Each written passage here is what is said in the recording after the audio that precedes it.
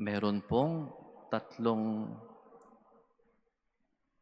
tatlumpung siyam, 39, na mga gawain na bawal gawin sa araw ng pamamahinga. At yung 30 na mga gawaing iyon ay may kaukulan sa pagsasaka o pagbubukid. They have something to do with agriculture. Halimbawa, pagtatanim. Bawal ang gawaing yon sa araw ng pamamahinga.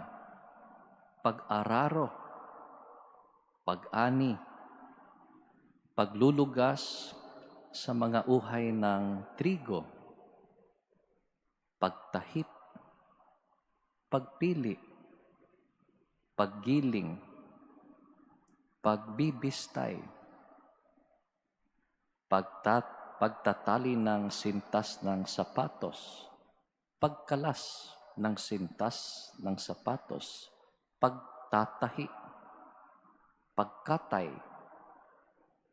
pagsusulat, bawal sa araw ng pamamahinga, pagpapatayo ng gusali, bawal sa araw ng pamamahinga, pagpatay ng apoy, pagsindi ng apoy, at marami pa. So these were a number of the works, activities that the Jews, the Pharisees, today's Orthodox Jews would be prohibited from performing on the Sabbath. Kung may iilan sa atin ang nakapunta sa Israel, Holy Land Pilgrimage, lalong-lalo na sa Jerusalem o Tel Aviv, mapapansin ninyo na halos sa araw ng pamamahinga, the day of rest for the Jews, the Sabbath day begins at sundown of Friday, ends sundown of Saturday. That is the way the Jews reckon a day, sundown of Friday, sundown of Saturday, the day of rest. Kaya mapansin natin, pagkatapos ng pananghalian sa araw ng Biyernes, dahan-dahan, tumatahimik yung lugar because the Jews will prepare themselves for celebrating the Sabbath, for observing the Sabbath day. Halos wala na gaanong traffic. Siyempre, meron pa rin mga naglalakbay. But at sundown, the Jews are expected to be at home. So in the modern context, can they drive a car on a Sabbath? The answer would be no. Bakit? Because the moment you turn on the ignition switch, the vehicle's spark plugs fire up into action. And that is igniting a fire. Nagsisindi ka ng apoy. Ipinagbawal sa araw ng pamamahinga. Halimbawa, na-switch mo na yung sasakyan, umandar na, at naalala mo, uy, bawal pala. Kailangan mong patayin.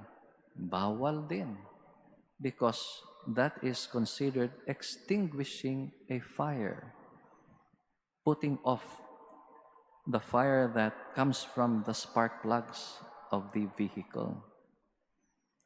Kung ikaw ay nasa isang hotel, tapos nandoon ka sa 20th floor, merong 2 uring elevator, merong tinatawag na Sabbath elevator.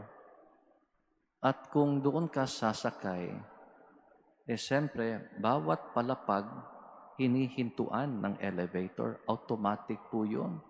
Hindi kailangang pindutin yung button kung saang palapag ka pupunta. Bakit bawal? That is considered as writing the number of the floor where you are going. Kaya automatic nagbubukas yung pintuan ng elevator sa palapag na yan.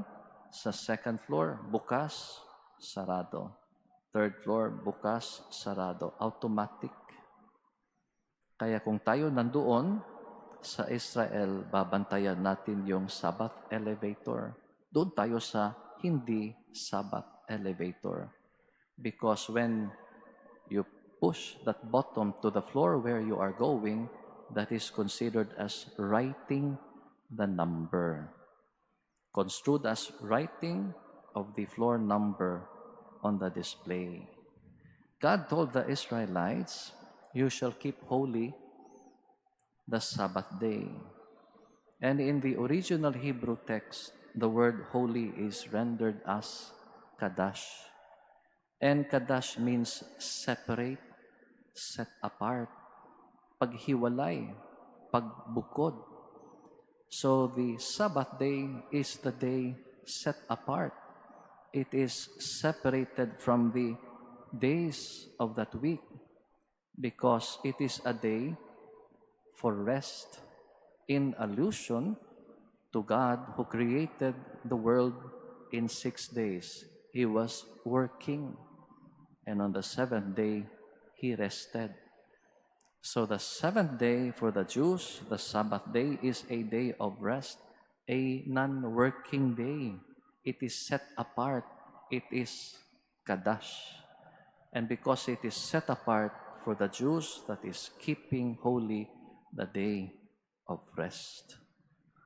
That is why in the gospel we learned last Saturday, the Pharisees were complaining to the Lord, yung mga tagasunod po ninyo, bawal po ang ginagawa nila dahil namimita sila ng uhay ng trigo. Kinukuskus nila sa kanilang mga kamay at kinakain. Bawal po yun, sabi ng mga Pariseo sa ating Panginoon. The Pharisees did not complain that the disciples were eating.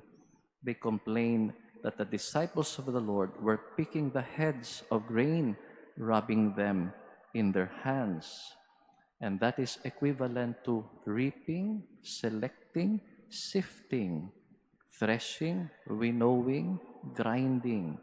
All human activities considered work prohibited on the Sabbath.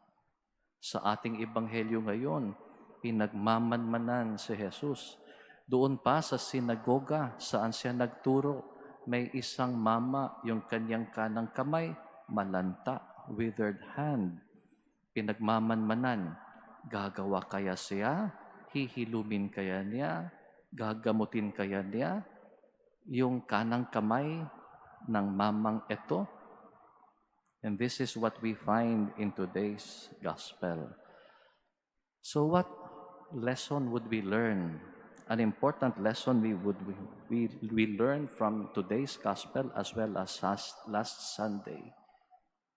The action of the Lord of last Sunday, permitting His disciples to eat, to harvest grains of corn, and not only that, rubbing them with their hands. The action of the Lord in today's gospel, healing the withered right hand of a man, is this: it means no human law can be passed curtailing the most fundamental of all human rights.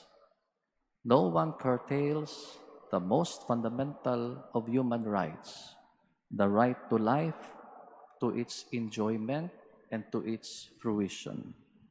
Wala pong batas na pantao ang pwedeng ipasa na magbawas, magpaikli sa pinakapangunahin ng lahat ng karapatang pantao, ang karapatan sa buhay, sa kaniyang kaluguran, sa kaniyang katuparan. So our Lord, who is the Lord of life, who came into this world, challenges us to be holy. But He did not come to make us holy. Merong pagkakaibahan. He did not come to make us holy. He came to challenge us to be holy. He came to give us the fullness of life. He came to restore us to health, recuperating our spirit and our strength. And He animates us. He is recreating us back to life, to the original design for which we have been created. So our Lord in today's gospel reframed the question of doing work on the Sabbath to doing good, to saving life, whether it is human life or whether it is animal life. Ang katanungan, tayo po ba ay sumusunod sa araw ng pamamahinga ng mga Hudyo? The answer is this: we are bound to its spirit, not to its letter. Tandaan, ang araw ng pamamahinga ng mga Hudyo ay magsisimula sa paglubog ng araw sa Biyernes at magtatapos siya sa paglulubog ng araw sa Sabado. That is the Sabbath day for the Jews. Our day of rest is a Sunday. Our day of rest is a Sunday. And it is on this day that we are free from servile work, yung uring gawain na umaalipin sa atin. Ano nga ba yung araw na yon? Yung araw na yon, iginugugol natin sa ating pamilya. Tinatawag ho natin yan na family day. Nagbabanding po tayo.